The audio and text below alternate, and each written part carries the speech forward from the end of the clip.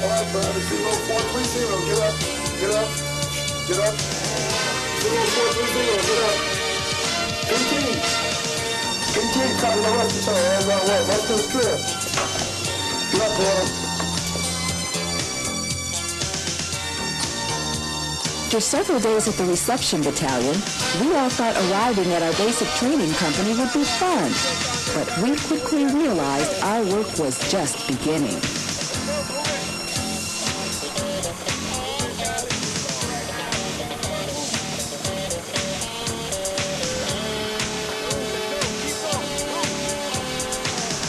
We knew basic training would be tough.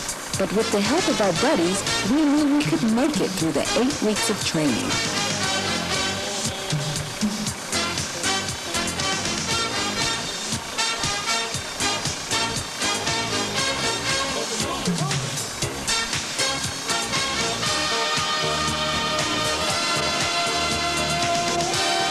We wondered if the drill sergeants were for real.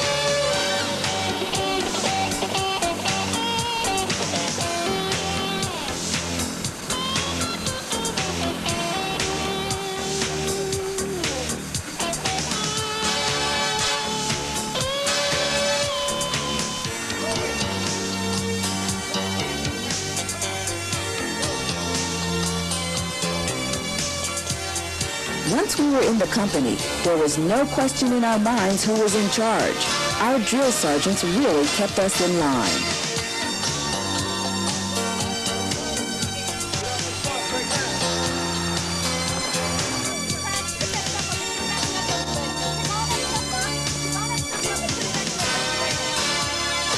Our whole world for the next 8 weeks was our company area.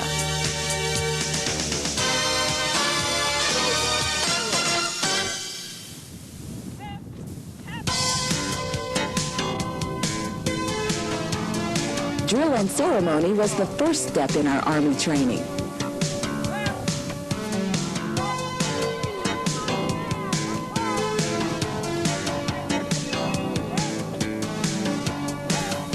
It taught us the basics of marching, saluting, and movements with the M16 rifle.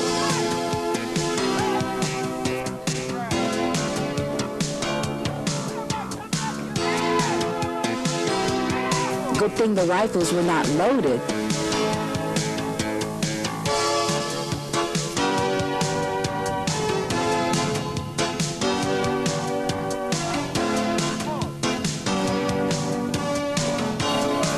Right face, left face, and about face were movements we could do without thinking after many hours of practice.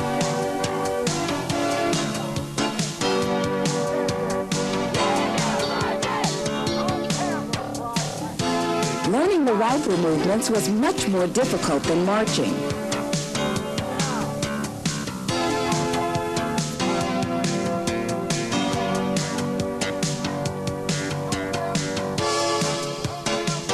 At first, we thought we had 2 left feet because our drill sergeant was always yelling, "Your other left."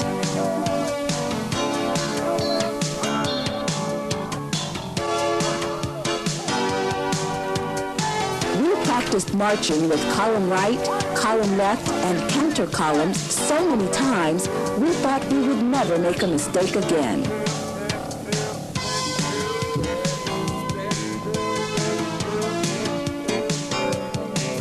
We started to feel more like soldiers all the time.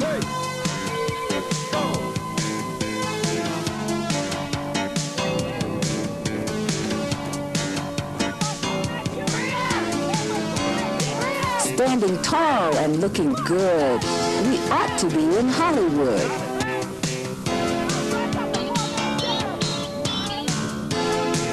With our days starting at 4:30 in the morning, we now understand what the TV commercial meant when it said, "The Army gets more done before 9 a.m. than most people do in a day."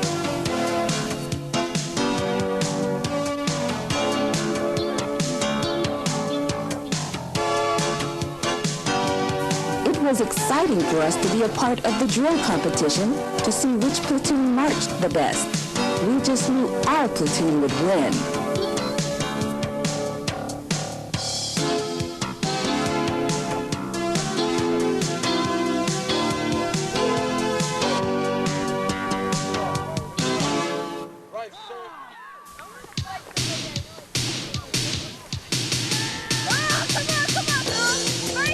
Training with the pugil stick enhanced our bayonet skills.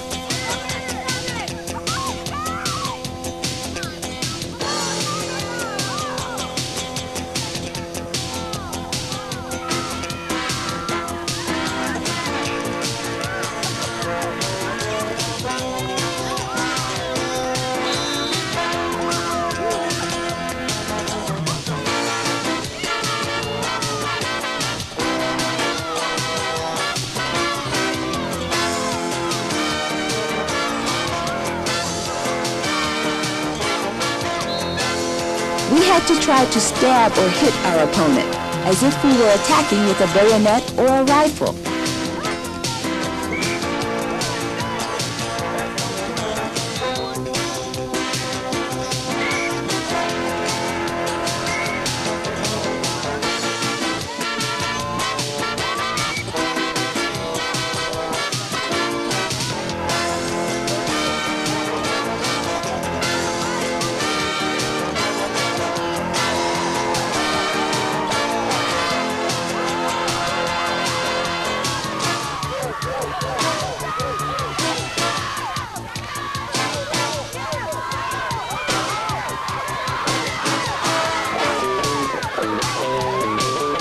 We were glad the drill sergeants were there to referee the matches.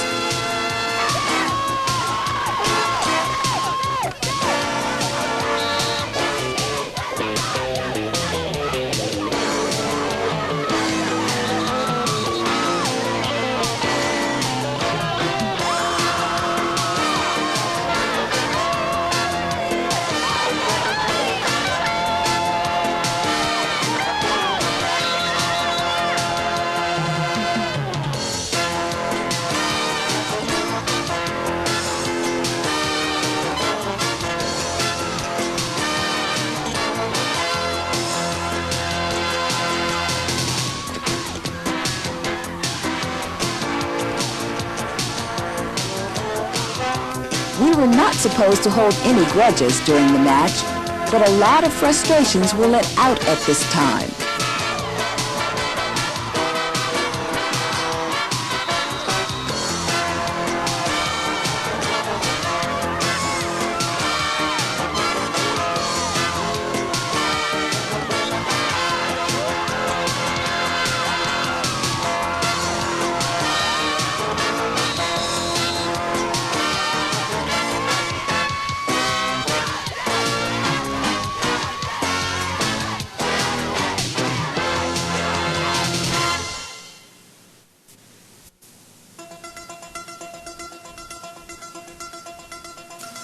The gas chamber taught us the effects of chemical warfare by using CS gas.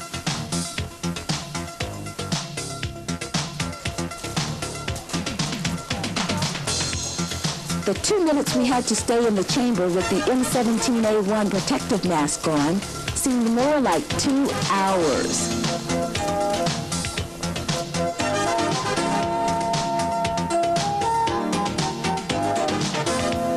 Once the seal on the protective mask was broken, we really felt the full effects of the CS gas.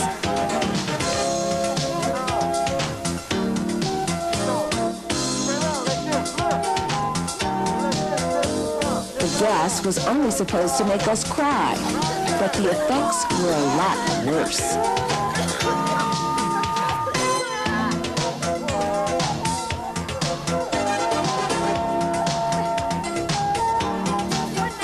Okay going in, but then we had to come out. We were glad we only had to go through this once in basic training.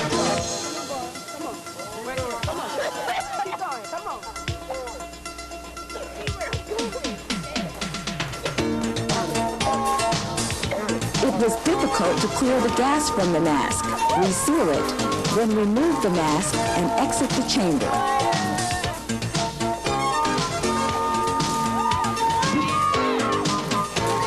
Drill sergeants in the area could feel the effect of the gas when the chamber doors opened.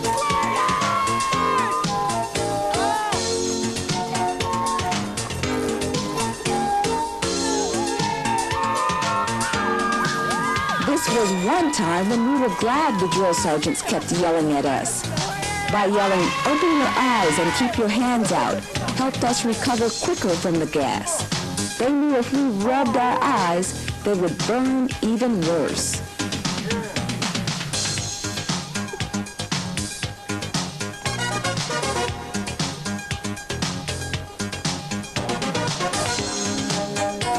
Even with all the instructions we received, it was hard to imagine what the full effect of the gas would be.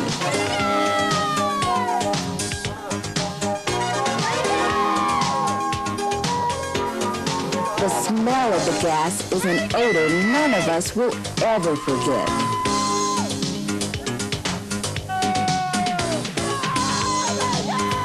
Those soldiers waiting on the outside of the chamber laughed at those coming out, but their turn was yet to come.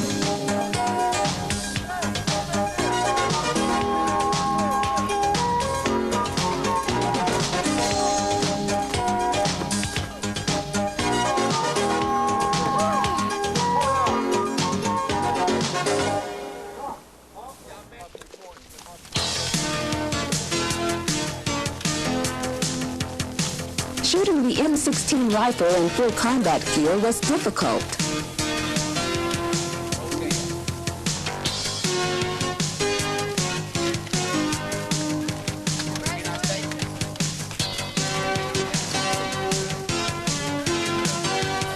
Record fire made all the practicing we did with the rifles worthwhile.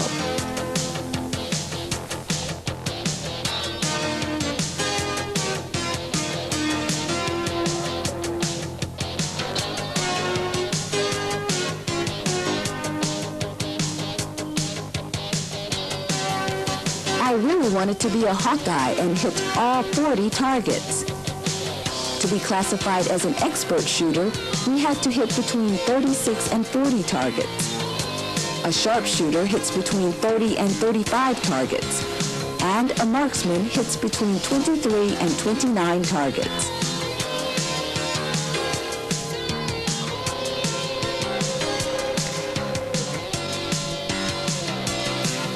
The 40 rounds were shot from distances of 50 to 300 meters. 20 were shot from a foxhole, and 20 from the prone position.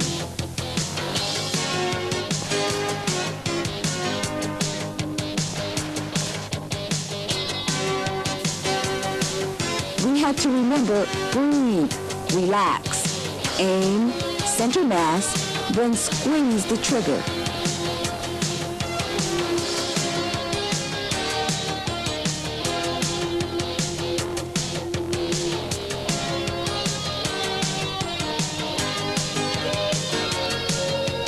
After basic rifle marksmanship, we understood the difference between a gun and a weapon.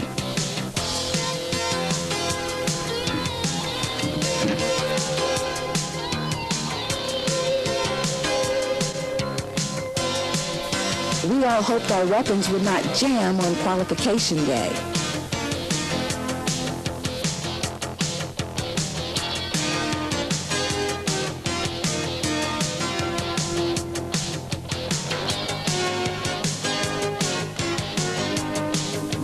Getting the qualification badges really made our training worthwhile and put us one step closer to graduation.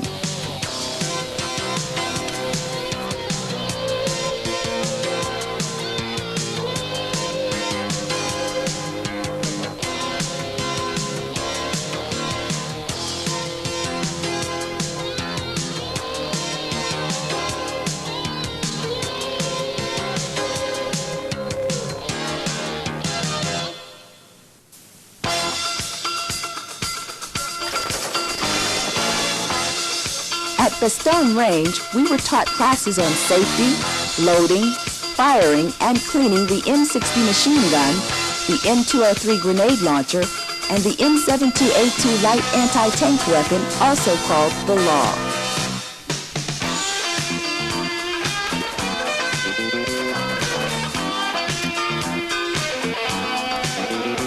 We then got a chance to fire approximately 50 rounds of ammunition with the machine gun at targets.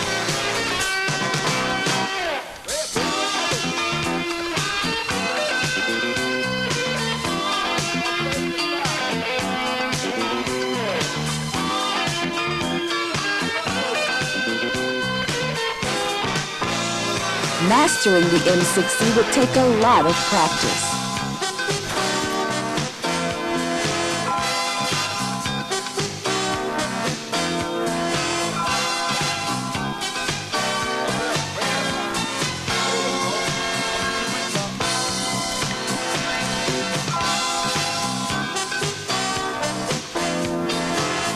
Two rounds were fired with the law and one round with the grenade launcher.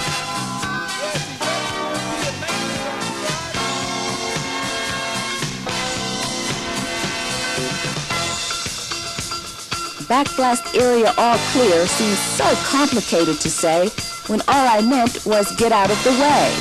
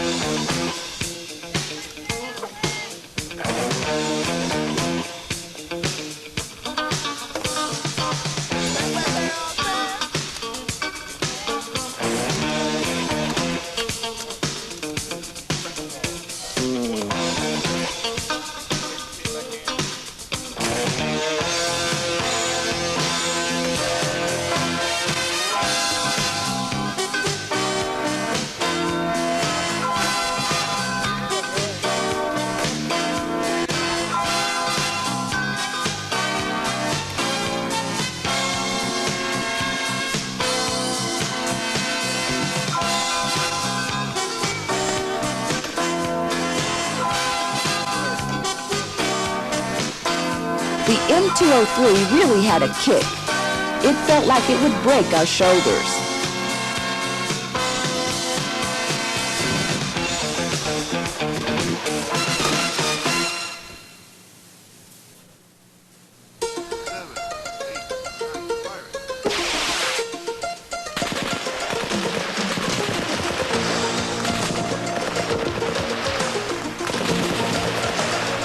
The night infiltration course was spectacular.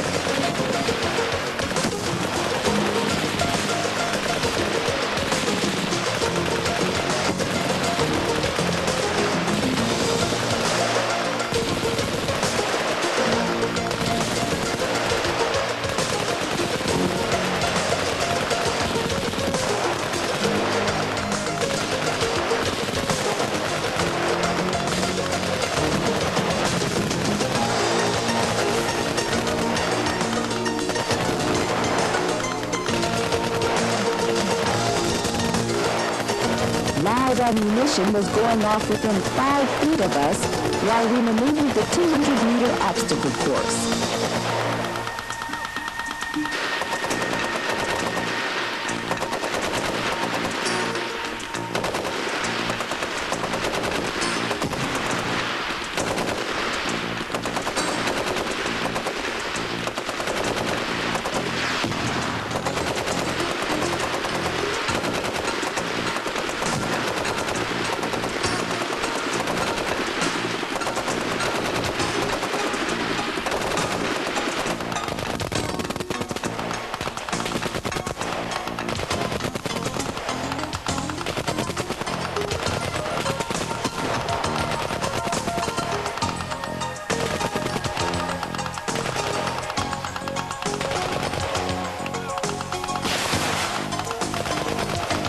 Crawling over and under logs and wire at night was different from any training we had experienced before.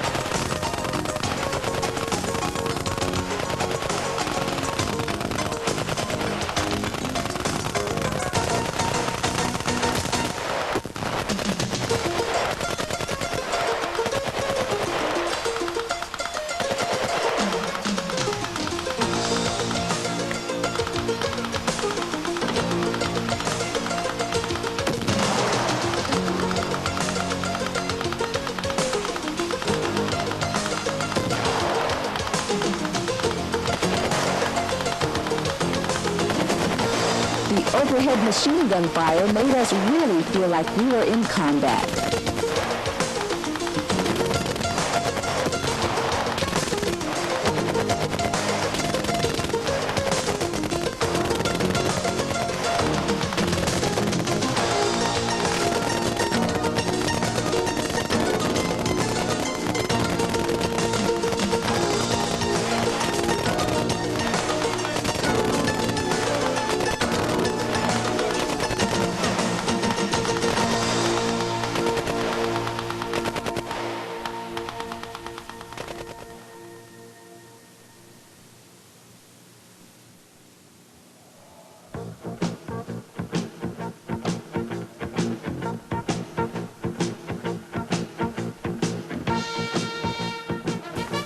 The Super Bowl tested all of the common task skills we learned in our 7 weeks of basic training.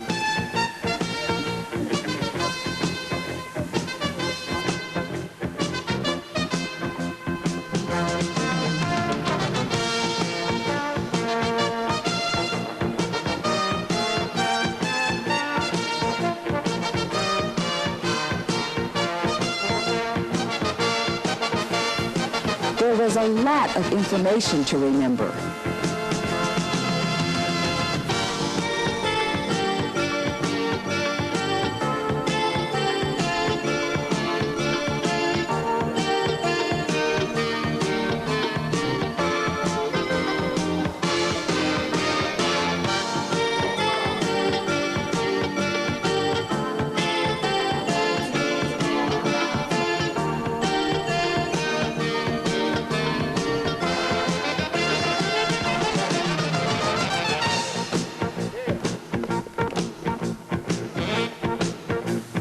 We had to work hard to remember how to do the training in sequence.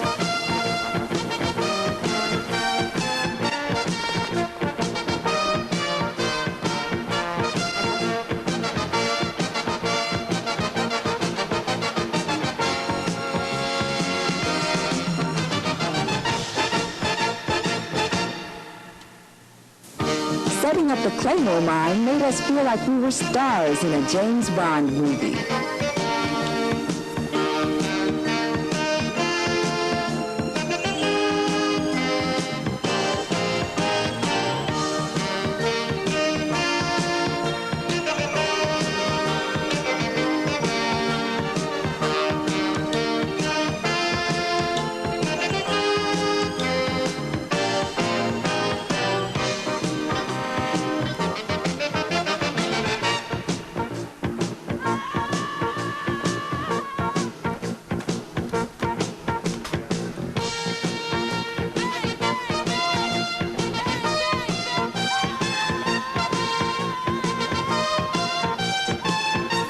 After passing the Super Bowl, we knew we were being all that we can be.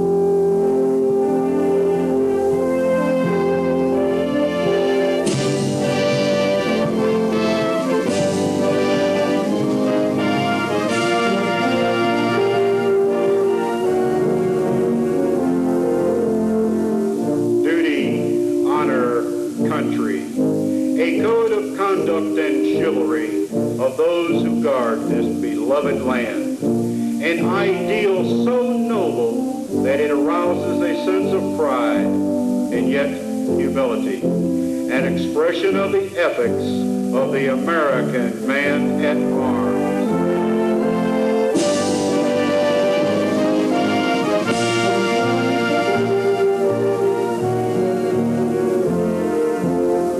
Duty, honor, country. Those three words build courage when courage seems to fail. Regain faith when there seems to be little cause for faith. Create hope when hope seems forlorn. The American man at arms above all other people prays for peace, for he must suffer and bear the deepest wounds and scars of war.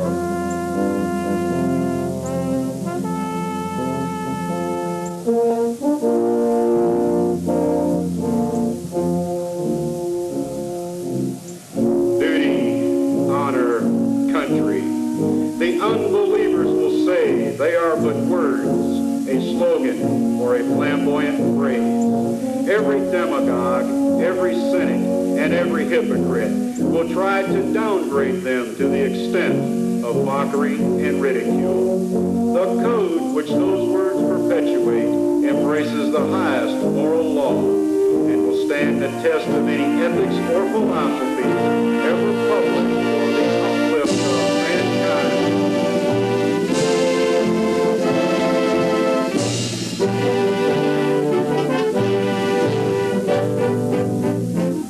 Around 1,000 campfires on 100 battlefields, listening for the witching melody of faint bugles blowing reveille. Far off drums beating the long roll. This is the story of the American man-at-arms. His name and fame are the birthright of every American citizen. In his youth and strength, his love and loyalty, he gave all that mortality can give. He has never failed us. Were he to do so, a million ghosts in olive drab, in brown khaki, in blue and gray, would rise from their white crosses, thundering those magic words,